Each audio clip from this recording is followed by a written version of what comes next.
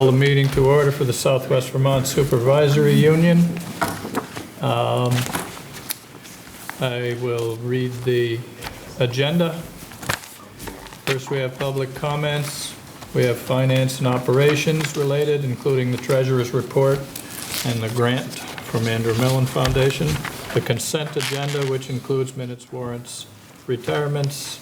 I don't believe there are any leave of absences and nominations. No policies this evening. Superintendent's reports, item 5, with a general overview of federal grant. The chair's report and some informational items added. Is that agenda appropriate for everybody? Or it wants to make no changes? No. Then we'll move forward. Public comments. Wow, good timing. Are you there? Hi there. I'm Shawn Marie Oler. I live in Bennington. And Dick, before I make my comments, I just wanted to ask, I know the public comments policy, but I know each chair runs the meeting differently. So if I have a comment or two on 2 separate agenda items, would you like me to speak to them now or under the agenda items? I know in some boards they don't let you speak during the meeting. I think we probably, if you could speak to them now, and we'll set that in public comments and Okay. address as we need to beyond that. So, many of you know that I have come to a number of town meetings and asked about the lack of spending in our federal grants. I wrote you a note in May, and I really appreciate that this is an agenda item for today. This is why I ask about if you want me to speak to my comments now about the statement regarding the Southwest Supervisory Union federal grants funds. And while I know that Renee, clearly it says in association with representatives from the Vermont Agency of Education in July, she definitely, in my opinion, did her homework in trying to understand the cycles of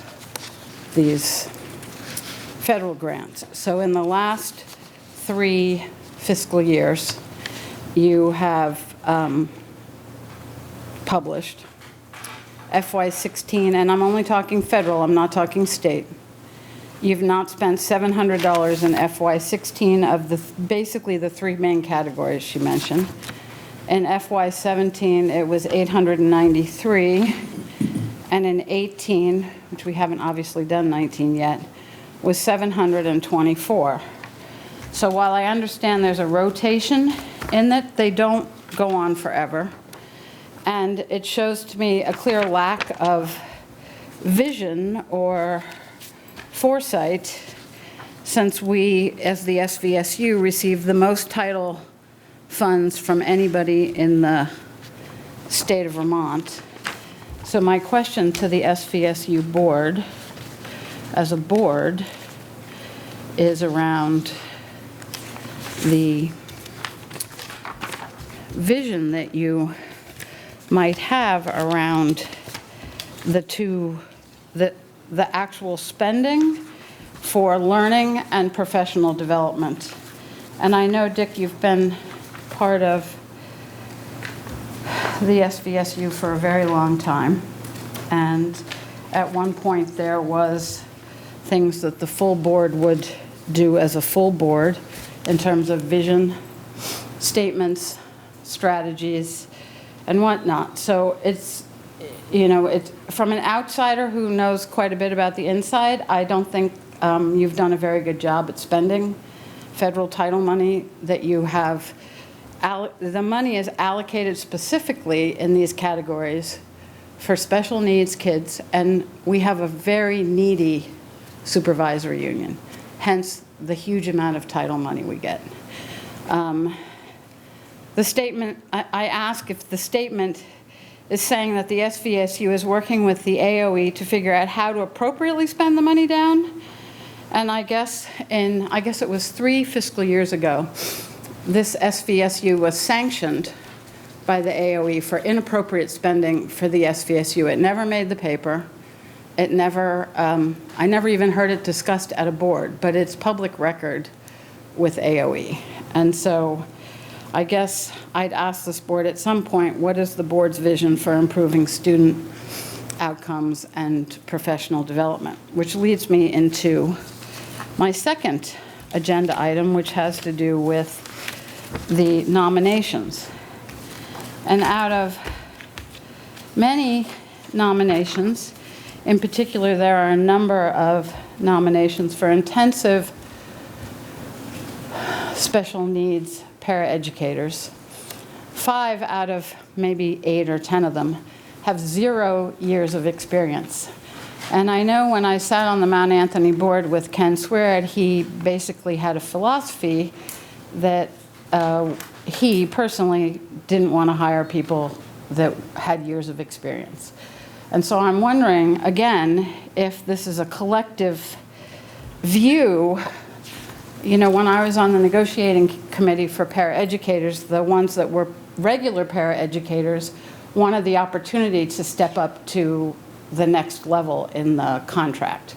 And so I'm really curious to know why 5 of these people have 0 years of experience, and your early ed has 0 years. It's food for thought on if this is a conscious decision that the SU board has said we want to hire people with little experience, so we pay a lesser dollar amount, or if it's that it's hard to find people, or if, you know, it's food for thought. And I'll just keep my comments to those 2 things, and I do appreciate, Dick, that the superintendent's report on item 5 does speak to the general overview of federal grant funding, which I believe was that, I'm sure he will speak more to it, but it's, you know, the item was around the memo or statement that the business manager put out. So thank you for your time. Thank you. I would expect that the superintendent and Renee will address at least some of that as the meeting goes forward. Thank you, Dick. Thank you, Sean Marie. Other public comments? Move to item 2, finance operations and related. We have a treasurer's report for June and July. Need a motion to accept? Second. We have a motion and a second. Is there discussion? Seeing none, all those in favor signify by saying aye. Aye. Opposed? And no abstentions. Motion carries. The report for June and July is accepted. And the grant from the Andrew W. Mellon Foundation. And that grant is going to be used to help the health curriculum, to also bring in outside speakers for the health program, particularly dealing with nutrition. That in conjunction with Bennington College. So materials to support education, including nutrition, and outside resources presenters to come to into the health classes to speak and address nutrition. Does this include meals or education? No, it's education, not. Healthy choices as opposed to. When I was looking at the reading, it talks about July to August time frame, but then the money was going to be given out at different times of the year. So it made me think that it was supposedly trying to bridge a gap between the summer program and I think that's just and the, ending. So I think was that's the confused. grant cycle, but it's not, it doesn't involve feeding people. Okay. So it's to get people involved in healthy choices and knowledge around things along that line. Is Yes. mainly the grant. Nutritional education. Okay. I'll move that. that we accept the grant in the joint venture with Bennett College, I'll second. and then we can have whatever you want to do. We have a motion and a second to accept the grant from Bennington College. Is there any discussion? Seeing none, all those in favor signify by saying aye. Aye. Opposed? No abstentions? You abstain? Yes. Thank you. And the motion carries. Consent agenda, including the minutes, warrants, resignations and nominations. I don't know that we Move had it. retirements, did we? I'll second it. Is there any discussion? If not, Well, on the warrants, and I think Renee, it's one, I asked a question and I think she got it. I was asking about the camera, totaling about $8,855. It's a FY19 purchase, and it is noted in there, it is for Central. So it is for central office? Yeah. Okay, that was what my question was. is there other discussion? If not, all those in favor signify by saying aye. Aye. All right. Opposed? Abstentions? Motion- Sorry, what were we voting on, the consent agenda? The consent agenda, That's it. minutes, warrants. You have questions, right? No. I vote for.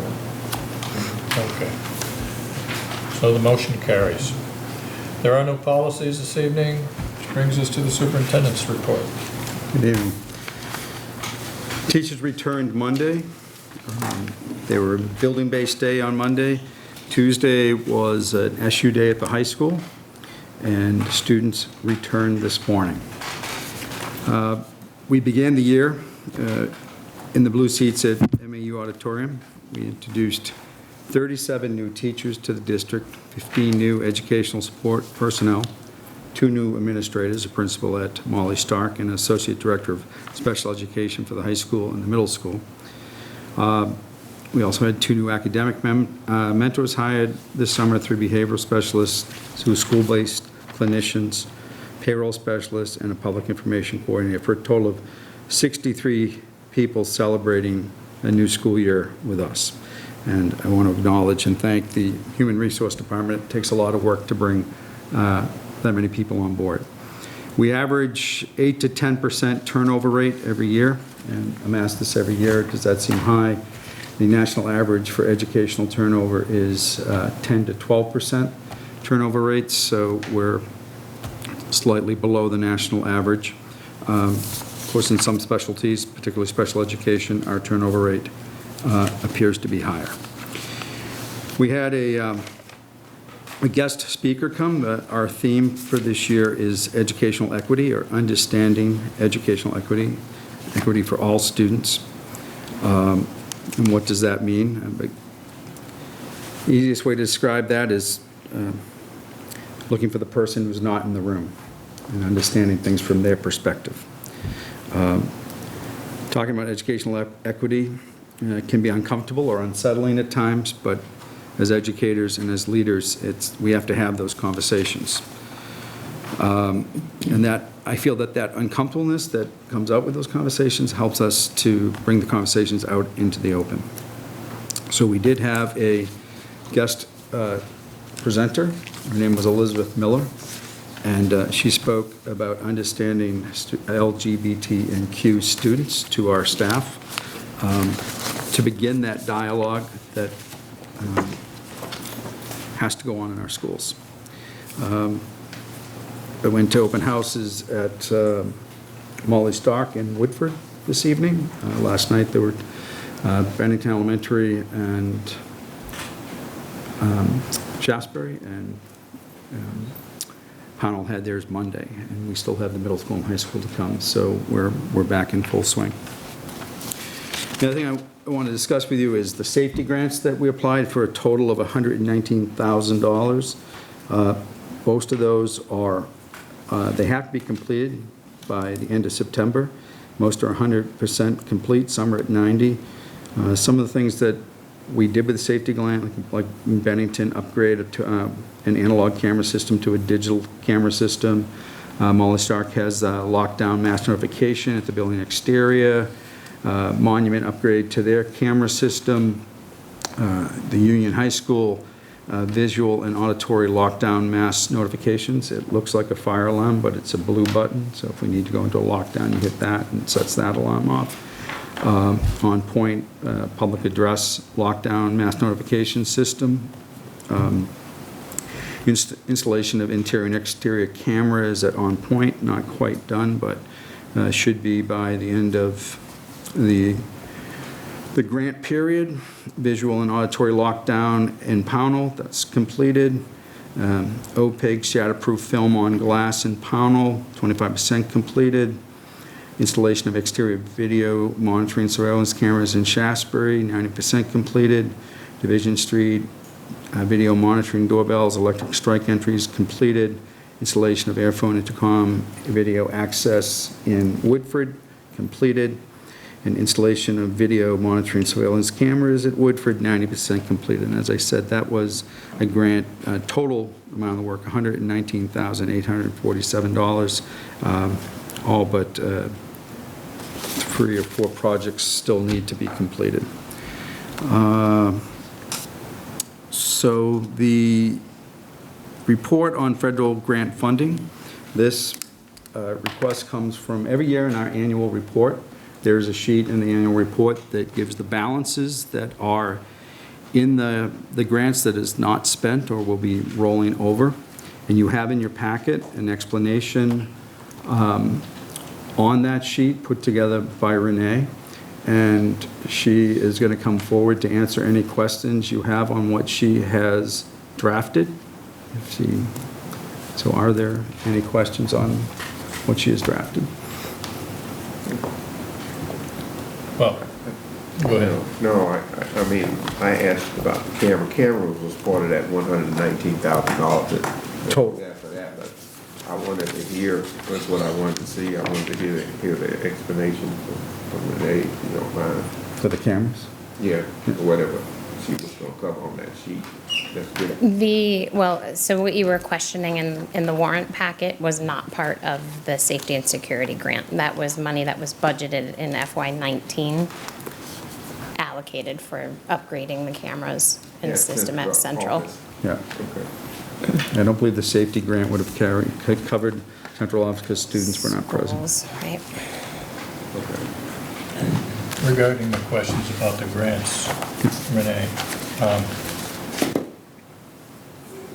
can you enlighten me about, I need a lot of that, about underspending? If we have this money available and we have it for 27 months and then we lose it, at least that was part of the information that was put out there. Right. Is that because appropriate people can't be hired to be, or is it a case of salaries? Is it? That is sometimes part of it.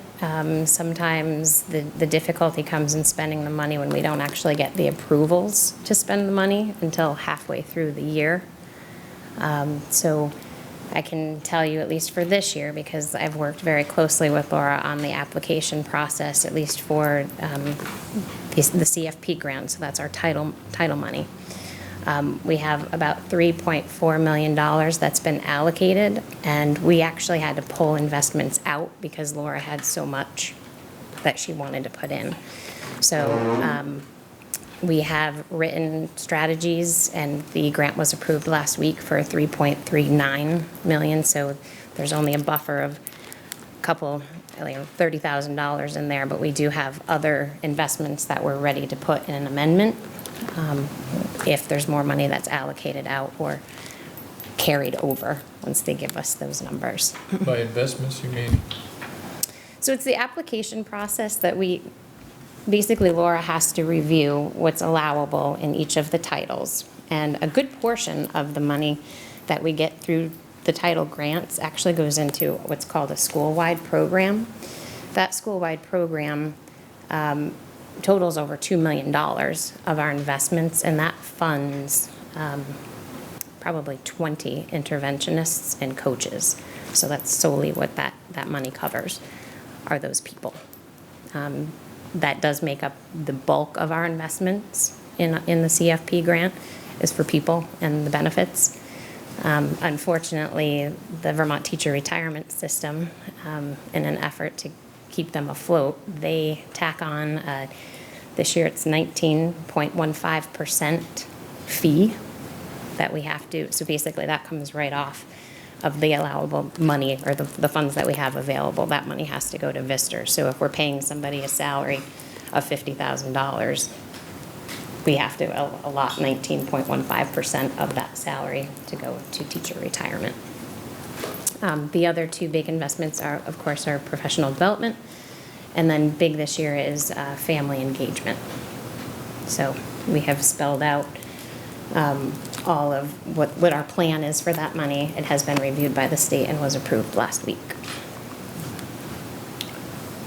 Regarding the funds that come in mid-year, why? So presently, we are closing our books for FY19 and finalizing our reporting to the agency. So of the money that was allocated for us last year, they will then close their books and say, okay, you had this much money allocated to you, you spent this much, it hasn't hit that 27-month expiration, so we will give it back to you this year. And that's when they put it in as available funding for us. We can actually go in and write an amendment and add more strategies, add more investments to spend that money as well. But we can't do it until their books are closed and they update the funding on the grants management system, which is a new system they rolled out last year. So if they make the funds available during the year, that doesn't preclude hiring during the year?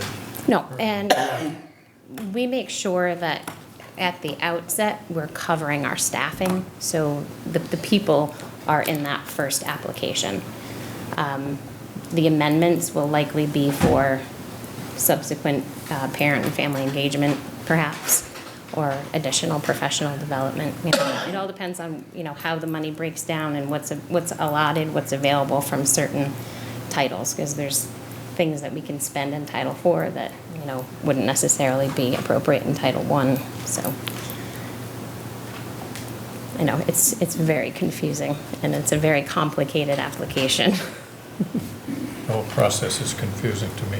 Are there other questions from the board? Well, I was thinking, it's not one sheet, what you got, all of those things were out there. It's not that, the summary that you're talking about is not. That goes in the annual report. It's not, yeah, it's not broken down right now so that we can all see the things that you just talked about. I see, we gotta dig into each one of them. And then I was just wondering, since there have been so much inquiries into the grant monies and so what's being spent versus not being spent, whether there was a way to have it all just broke out on a one-sheet document type of thing. And So similar to the sheet that is in the annual report, but one that currently reflects now? yeah, so that everybody could just see it and say, look, we didn't make the mark. You Yeah. know, we had this much money and. Do we have to await the audit to have those balances, or can? Well, no, I mean, it would basically kind of be a series. I mean, you would see the money that was unspent 2 years ago. That money then becomes the first money that's spent, which would have been spent last year. And then the money that was unspent last year also gets then pushed forward, and we spend that money first. So the system's set up that we are sure that we're spending the oldest money first. So that's the money that's going to basically expire if we don't spend it. So that money gets expended, then we spend the old money. So we're talking 2 years ago we spent first, last year we spend second, and then this year's money we spend last, because this is the new money that we have 27 months to spend. So it sounds like It's a we've never constant actually left money out. No, and that's why we work very closely with the AOE in making sure that, you know, we're watching that, and we're pulling from the funds that are the oldest first, then old second, And then the new funds are the last funds that we touch annually. So if all the stars align this year, say, with when the money comes in, and who we're able to get, and we could potentially spend all the carryover from last year, and then what we were granted this year. We could. I can tell you that we do have vacant positions that have been vacant. They're posted, we interview. I think in special education alone, we right now probably have 4 open positions right now in special education, at least. But that's what everybody, it's complicated, and everybody keep asking the same questions. Why didn't we do this, and why didn't we do that in terms of spending the money? And I was just wondering whether, I know the annual report, whether we have just a straight, each one of them come out and broken out with the comments like that on sort of a cheat sheet, so that'll answer a lot of people's Try an attempt to try to explain what the difference was between, is that what you're asking? Well, not to explain, to explain why we didn't spend it. The inquiry keeps saying, because somebody keeps saying, well, we have use for this, but yet you didn't spend the money. And they thinking that we didn't spend the money and don't know why, so they're asking the question. So I'm saying, okay, well, if we had $100,000 and we spent $90,000 and didn't spend $10,000, it would be easy to say that that's the reason why we just didn't have people available at a certain time. We couldn't spend that money. And then we move on to the next item along that line. And that would make it easy for us. Now, still they'll come out with the same question and ask, are you being fruitful in your efforts to get things done? It's a door open right here, and it's $10,000 that the district should be pursuing some kind of way to get it done. Yeah, that leaves an opportunity for growth and an investigation to try to improve right down to the last dollar. But I do think about $750,000, not 10,000. Well, I'm just using that as an example. But I do think the way you just explained it, though, I feel like cleared it up for me over the last couple of years and having that conversation, is what you're saying is that you're constantly Rolling kind of money. rolling it over. Right. And we do actually purposely try to carry, we can carry up to 15% of Title I funds over.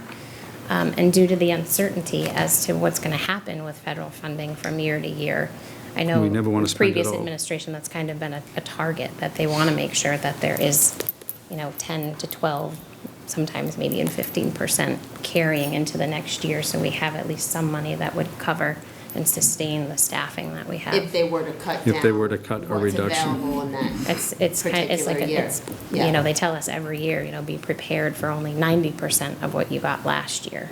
Be prepared for 90% of what you got the year before.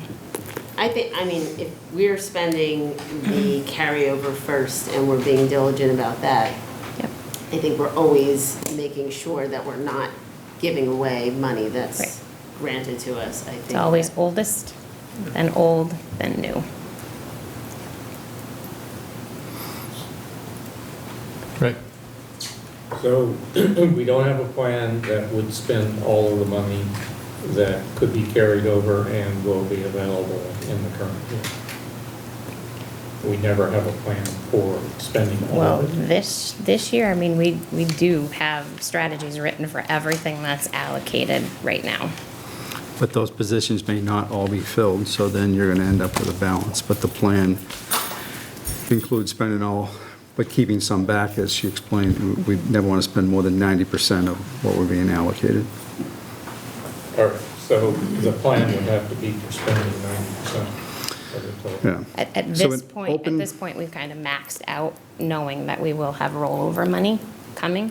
That will be the money that we will pause and make sure that we're not overspending to kind of put us. The two biggest contributors from what I can see is unfilled positions and late approvals, which means then we don't hire somebody until into the fiscal year. So we would never pay that person the full salary that is in the grant. And those approvals are dependent on AOE? Yeah, the grant goes back and forth several times between us and the AOE as we send an They investment. have to reconcile their books in order to come up with. Well, we're waiting for them to approve how we are proposing to spend the money spend the investment. Not all our suggestions are approved. It requires a number of meetings with AOE. They'll run a workshop for the grant that year. We go up and see, what their priorities are for spending and how do we match them here. So it's not an automatic approval that, like, we send up this out, we want to spend it. It has to meet their criteria too. So there isn't a plan that you can hold on to over a period of time, a longer period of time, that allows for swifter approvals of money? You I basically think last year was the new system Yeah. that really caused an issue. And there's been a lot of turnover at the agency as well. So we didn't get our approval on CFP last year until November. Has this operated, I know you don't have experience from many years before, but has it always operated this way? We've been led to believe that, the federal guidelines have certainly narrowed about what can be approved. Right. And that, Could you come up with a plan for spending that 90% that you're talking about, that would cover several years running and get an approval that would allow smoother operation?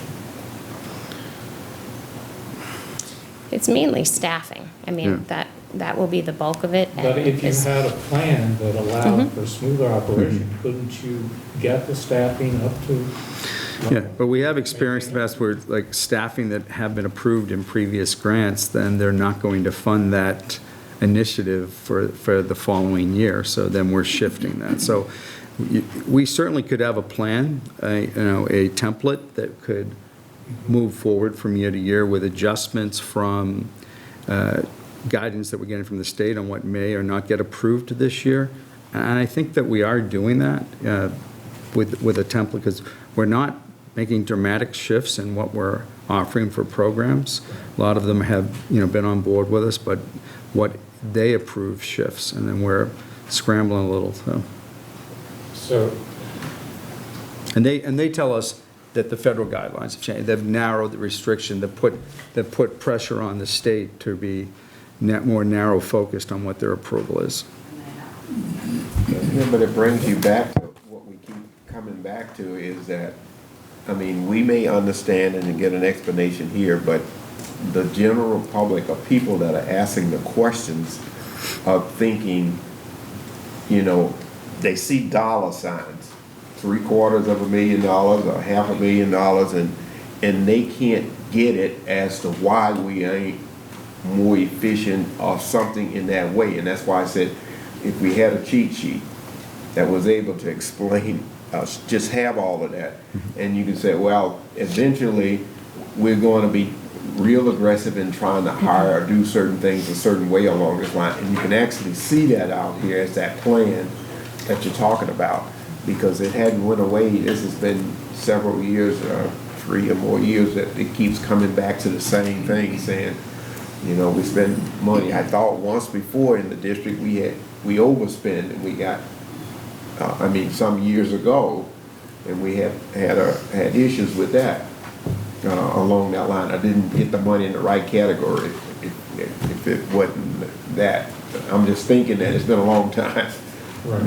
but I'm just thinking that what we're looking for, maybe if it can happen, is that small sheet with enough information to give some direction that this is what we really need to work on to try to spend more of this money, and it makes the taxpayers a little at ease that they're getting things.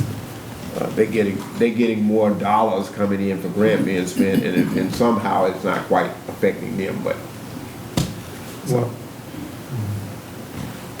it seems to me that the system makes it difficult to, A, budget, hire, and B, to evaluate the results and to keep it going. And I just, you know, I grant you've got some difficulties because you've got to deal with AOE and behind them, the federal government, with this money and controls that they put on it.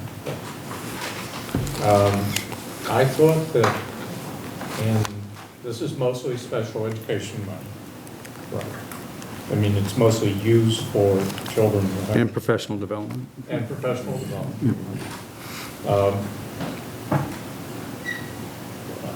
It just seems to me that, you know, I know we don't control it, I got that, but seems like districts statewide and the state could get together and try to figure out a better way to keep this thing running so that money actually flows through in a more, instead of dribs and drabs of approval, in a steadier flow so that you can actually hire some people and keep them on, you know, or hire some people that you couldn't hire because you didn't know if you had the funds. It just seems like I don't mean this in a terrible way about our actions here. I think it seems overall it's kind of wasteful in a way because it doesn't allow for programs to continue that are working very effectively and keep them going. That's my reading. Now, I could be wrong about that, but that's the way it sounds to me. We miss, for various reasons, many of which aren't due to Well, us, I mean, opportunities. I think there's a bigger employment issue that needs to be discussed, especially special education specialists that we just can't find, like behavioral specialists. We can't find speech and language pathologists, and these positions go open. And, you know, and we've had staff that do leave for higher salaries elsewhere. So those are constant challenges for us in some of those real specialized positions, which are funded by a lot of this. And that might be helped if we had better cash flow. Although the level at which we hire is still an issue. Is this something that falls under the heading of the Finance Committee to talk about in more detail as you go forward? Especially as we enter into negotiations. Probably, that's where you could just talk about those things and the kinks that may exist and how to make it smooth and what it may be. You also put together, like, I don't have it in front of me right here, but next month we could talk about what positions are open and what we had to fill this summer. That might give you a better look into what the challenges have been in some of those specialized areas. I would guess for most of us, all those details are way too many details for us to wrap our head around. I don't do this. Well, yeah, I mean, we're asked to approve the IDA program every June, I guess it is, basically, May. And, you know, do any of us really know quite what that funds? We need better information. And there's, you know, it's actually part of our spending on students, but we never report because it's not coming from our local taxpayers through the education fund. But it deserves at least scrutiny or oversight from this board. And I don't think that we've really done that in my time on this board. We don't quite know what, I mean, we know, we see a report, we see positions that are funded, we don't know what the results are for those positions and how much improvement there is for students. You have a short comment, John Ray? I do. So I haven't looked at the budget or the warrants in months, but it used to be that the title there was a whole section for title, and I don't know if you still break it out, but if you look at the title spending, you'll be able to see where the title spending is going, you know, as a board member and or as the public. And my other comment is that 10% of the 1,227,000, et cetera, is 122K, and the leftover balance last year was 500,000. So you're well beyond your 90% if you look at last year's. That's just one. That's just one of the three categories. So just food for thought. Any other discussion from the board? So take it to finance to follow up on some more things that, other than finance, SBSU would be the right thing to do. And just to clarify, the document, I prepared that document and then sent it to the agency. I have a very good working relationship with a few people up there now, and they were kind enough to review it to make sure that I wasn't misrepresenting anything, so it had their blessing. And I forgot to add that to warrants, so. And I, as I told you when I walked in, I thought it was, for as brief as it was at least more detailed than I've ever seen. And I appreciated that. Thank you. The last thing I have is, I have two memorandum of agreements. This is the contract that they were operating on. It needs a signature from the chair of the SVSU. It's been signed by the Union Elementary chair, the Union High School chair, and then it will go to the CDC chair after tonight. So I'll give that to the chair. This is the one-year contract extension for the Teachers Association and for the support staff. That they were, it was all approved by the individual boards, but then we had to change this because the individual boards didn't exist anymore, so the supervisory union signed it. And, yeah, so if you, I don't know if it takes a vote for the board to do it because it's already been approved by the individual boards, and this is, so this is the SU. You did vote at a previous meeting to ratify the terms of the one-year contract. Do we need to vote to authorize my signature on this? Can't hurt. We don't need, is this reconstituted board or to? That was the question earlier this evening. Yeah, I don't think we have. So I think you need to, because some of the people, the employees are in SBSU, under SBSU, you need to still sign that. Well, That's what the question. I don't have any problem signing it. As, the only question I had is whether we need a motion from the board to approve that. Why don't we do it? Let's Can't hurt. Okay. Yeah. So, Will we approve? Second. Yeah, right, second. so we have a motion and a second. Is there any other discussion? If so, all those in favor signify by saying aye. Aye.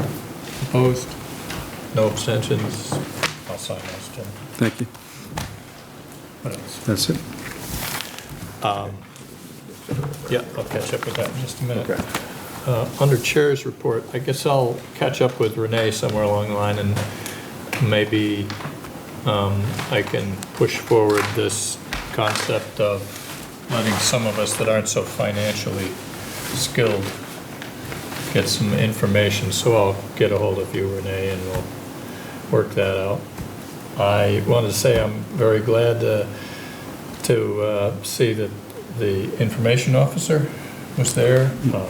The number of nominations is very high, and so people are working their nicks, doing a good job. I wanted to pass that back. SVSU, ESD, that board is going to begin meeting at different schools so that board members who, many of whom haven't seen other schools, get a chance to visit every school on a rotating basis. So that's a good thing. We also, Chris Murphy and I will be working on some suggestions for names for the new merged district, because SVU ESD doesn't really roll off your tongue as nicely as we'd like. So we're going to work on some suggestions and perhaps get public involvement and some kind of approval or a vote on that kind of thing. The VSBA is having a conference on November 7th and November 8th in Lake Morley. If anyone is interested, with registration. Through Karen. Have to go through Karen She can at assist central you. office. And all the fees, I think, are paid through Through us, yeah, through the issue. SVSU. I wanted to run over a statement that came from the VSBA.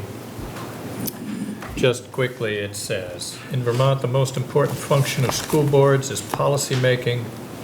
It's the first responsibility assigned to school boards by statute, listing 32 fundamental responsibilities.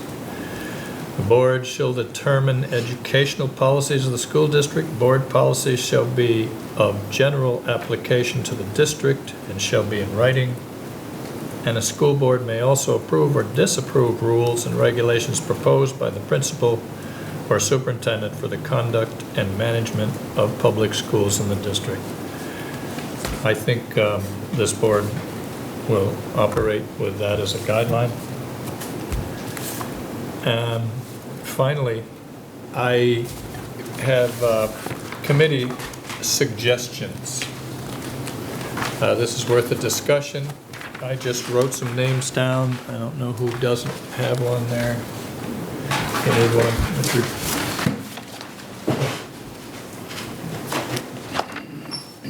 The policy committee has pretty much decided to continue with all the membership we have now through the next year. So I don't think policy is a large issue. These are suggestions if people are interested in changing. If they don't like what is listed there, please let me know. What I tried to do is cover the members of the merged district, MAU, and then I went on to people who have particular specialties like negotiations and finance and those kind of things. So if you'd like to change any positions, switch, don't like suggestions, hate a certain committee, please let me know. We can move things around, but policy will probably stay where it is. And the committee that needs to get going by the end of September is the Superintendent's Evaluation Committee. We have policy number 2600 that says we will begin that process no later than the end of September. So if you'd like to discuss committee assignments further, please do so now or think about it and call me, email me, whatever you need to do. And if I don't hear anything specific, I guess we'll have our next policy meeting in September 9th. To be September 9th. And our superintendent eval committee, I think, is pretty much the same people we had last year. I'm not sure John Delano, did you tell me he is He's no longer. a member of this board, so he will not be there. And I have Jody Hudson down there. That's a mistake too, because she's on VSD and there is no more VSD. Yeah, and so I wasn't on there last time either, but the first name is not the chair, it's. No, Okay, so that was just a way of listing names, and I just happen to remember mine first. That's Okay. Oh, no, I'm just the superintendent's evaluation, now, St. Paul. So, any other discussion on that? No suggestions, Jim? No. Okay, then I'll be in touch with those folks for the superintendent eval, and we'll begin to set up timetables for finance, policy, personnel, and negotiations will be, when does that start again? It will start this fall, but we're still waiting for, to hear dates back from both sides. So, And part of the intent here, when Arlington and Sandgate join us, they're going to have a voice at the table in November, voting on items that are pertinent to them only. Yeah. And then in July, of 2021. 2021. Yeah, 2021 or 2020? 21. So, any other discussion on committee members? I move adjourned. I have a positive note. Do you? I do. I thought, Jim, before I came in, did you mention the equity grant that you got, that the district got? No, Were you going to mention it? it's on, Laura wasn't here tonight, so we Okay. postponed, yeah. She's attending some open houses. It was announced at the state board, Yeah. and so I just thought you might want to share it with your SU. Any other business to be brought before the board? Do we have a motion to adjourn? So moved. Second? Frank made the motion, you want to second it? Yeah, second Leon? it. All those in favor? Aye. I'm sure there's no opposition to it.